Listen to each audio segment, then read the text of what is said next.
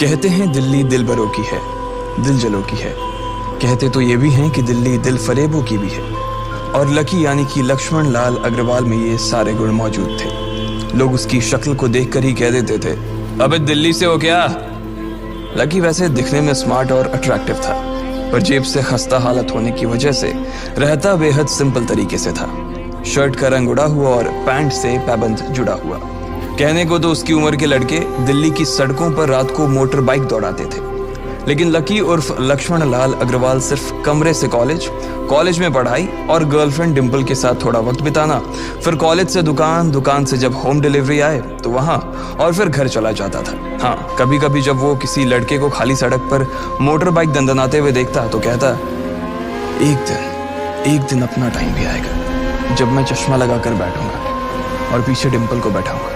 देखना, जब वो मेरी कमर में अपना हाथ कसेगी और मैं तेजी से मोटरसाइकिल को इंडिया गेट के आसपास दौड़ाऊंगा, तो सारे दिल्ली का दिल हम दोनों को देखकर जलेगा। दुकान में रखा हुआ बर्नॉल भी काम नहीं आएगा। लकी ने कहा और अपने हाथ में बर्नॉल की क्रीम को दबा दिया। जैसे ही उसने क्रीम को दबाया, उस क्रीम बाहर आ गई। अबे गाधे, क्या कर रहा है? वो कोई स्पंज की गेंद है क्या जो उसे दबा रहा है? दुकान के मालिक ने उससे फटकारते हुए कहा और उसके सर पर एक चपत लगा दी। Sorry sir. लकी ने अपना सिर बचाते हुए कहा। वो करोल बाग में स्थित एक छोटी सी मेडिकल स्टोर पर काम करता था। उसकी दुकान का नाम था चमन मेडिकल स्टोर और उसके ओनर का नाम था चमन लाल। लकी पिछले 5 साल से इन्हीं की दुकान पर काम कर रहा था। यहाँ इस छोटी सी शॉप पर काम करना उसकी मजबूरी थी। लाइफ में कंगाली की वजह से उसे कॉलेज में पढ़ाई पूरी करने के लिए पार्ट टाइम जॉब करना था। उसने कई अच्छी जगह अच्छी तनख्वाह की नौकरी ढूंढी, पर नहीं मिली और वो इस मेडिकल स्टोर पर ही अटक गया। गधे, अब इसके पैसे क्या तेरा बाप भरेगा? कटेगा। इसका पैसा भी तेरी तनख्वाह से कटेगा और एमआरपी से डबल रेट में कटेगा। चमन ने अपने दांतों को किचमिचाते हुए कहा। गुस्से की वजह से उसकी नाक फूल गई थी और लकी की सांसें। उसने घबराते हुए ओनर से पूछा, एमआरपी से डबल क्यों सर जी? ताकि अगली बार से ऐसी कोई हरकत करने से पहले तू डबल बार सोचे, चमन ने कहा और उसके हाथ से ट्यूब छीन ली। उसका जी तो चाह रहा था कि वो लकी की खोपड़ी पर एक और बार अपना हाथ साफ कर ले, लेकिन उससे पहले ही दुकान का फोन बजने लगा। फोन की घंटी बजते ही लकी को वहां से निकलने का मौका मिल गया और वो भागते हुए फोन उठाने के लिए चला गया। हेलो जी, करोल बाग के बेस्ट मेडिकल चमन मेडिकल स्टोर से बोल रहा हूँ, बताइए क्या काम था? ये लकी की पेटेंट लाइन थी। चाहे कहीं से भी फोन आए, लेकिन उसे फोन पर बस यही बोलना था। जैसे ही इधर लकी ने अपनी बात कही, उधर से जवाब आया, मैं ब्लूमिंग नाइट होटल के कमरा नंबर 303 से बात कर रहा हूँ। एक छोटा सा ऑर्डर है, नोट करो और जल्दी से होटल पर डिलीवर करवा दो। वो एक लड़के की आवाज थी।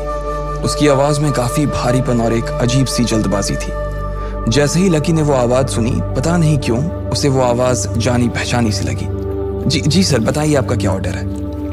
हाँ तो लिखो, हार्ट प्ले के 2 पैकेट और 1 पैकेट टिश्यू। लकी, जो कि अपना पेन लेकर खड़ा था, हार्ट प्ले का नाम सुनते ही झिझक गया। असल में हार्ट प्ले नाम का एक कंडोम आता था और इसलिए उसका नाम सुनते ही लकी शर्मा गया था। इतने साल से भी मेडिकल की स्टोर पर काम करने के बाद उसे इन चीजों का नाम सुनने में शर्म आती थी। हेलो आता था और इसलिए उसका नाम सुनते ही लकी शर्मा गया था। इतने साल से भी मेडिकल की स्टोर पर काम करने के बाद उसे इन चीजों का नाम सुनने में शर्म आती थी। हेलो भाई, लिखा कि नहीं लिखा? उस आदमी ने फिर से लकी से पूछा। जी सर, लिख लिया सर, लिख लिया। लकी ने खिसिया कर हंसते हुए कहा। लिख लिया तो फिर लेकर निकल, उस लड़के ने कहा। उसकी आवाज सुनकर ना जाने ऐसा क्यों लग रहा था कि वो बहुत बड़ा आदमी था। जी सर, मैं सर, लेकिन सर बाहर तो बारिश हो रही है, लकी ने कहा। उसने देखा कि बाहर बहुत तेज बारिश हो रही थी। उनकी दुकान के सामने पानी भर गया था और तेज हवाओं की वजह से चमन मेडिकल स्टोर का बोर्ड भी गिर गया था। लकी को लग रहा था कि वो इतनी तेज बारिश में अभी एकदम से तो नहीं निकल पाएगा, तो उसने उस लड़के को समझाते हुए कहा, सर मैं ऑर्डर तो ले आऊंगा पर थोड़ा टाइम लग जाएगा, बारिश थोड़ी थम जाए। अब इससे पहले कि वो कुछ आगे बोल पाता, फोन पर लड़का बोल पड़ा। तुम्हारे मालिक को पता है कि तुम मल्होत्रा जी के लड़के को मना कर रहे हो? हाँ पता है, बारिश हो रही है, इसलिए सारा सामान अच्छे से थैली में पैक करके लाना और लेट नहीं होना चाहिए, समझे? उस लड़के ने कहा और इससे पहले कि लकी आगे कुछ कह पाता, उसने फोन काट दिया। उधर से लकी के दुकान का ओनर उसे घूर कर देखा जा रहा था। लकी के हाथ में पेन और पेपर देखकर ही वो समझ गया था कि उसके पास कोई ऑर्डर आया था।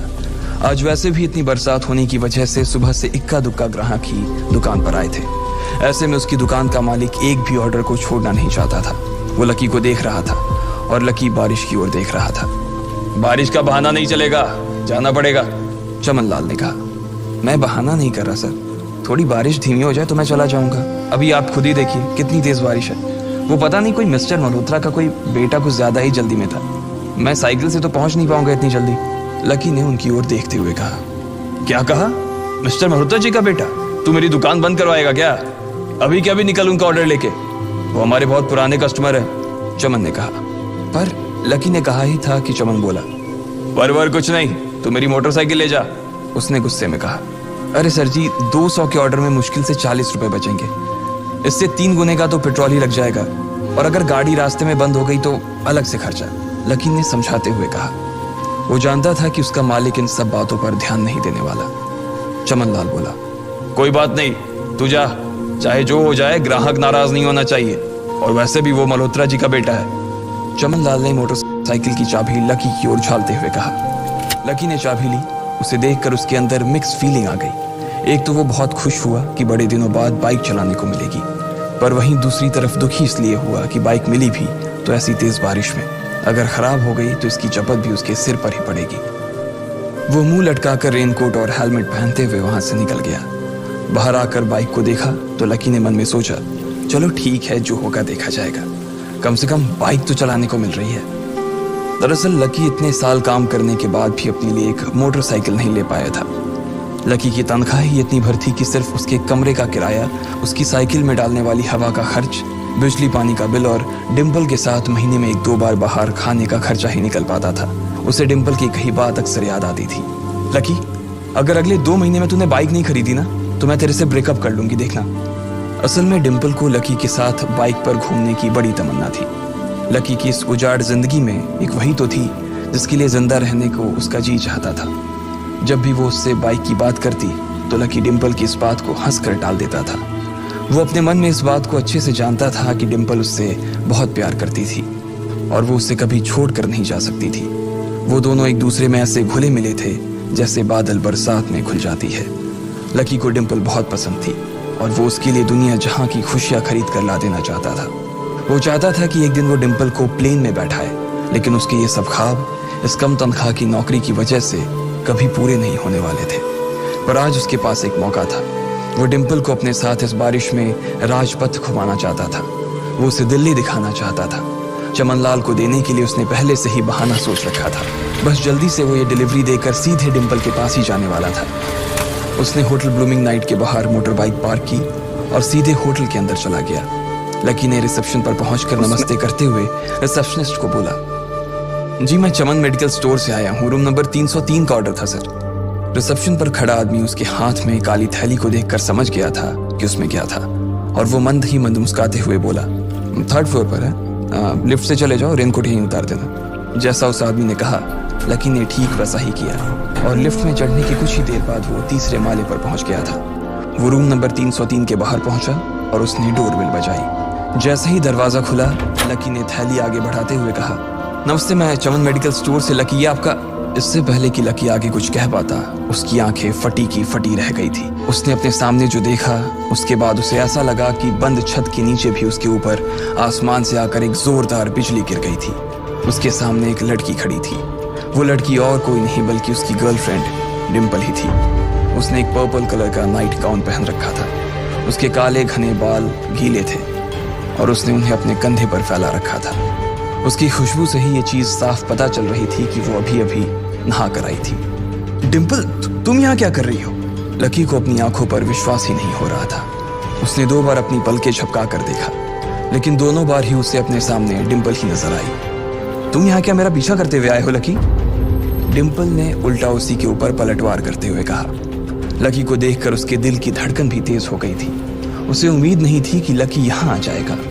उसने ना तो सुबह से उसे फोन किया था और ना ही उसके मैसेज का कोई जवाब दिया था। वो अपने मन में सोचकर बैठी थी कि वो अगले दिन खुद ही उससे मिलकर बोल देगी कि उसकी तबीयत खराब थी। डिम्पल बेबी, क्या हो गया? किससे बात कर रही हो? अचानक से एक गबरू जवान सा लड़का दरवाजे के पास आकर खड़ा हो गया था। उसने बनियान पहन रखी थी। लकी उसे पहचान गया था।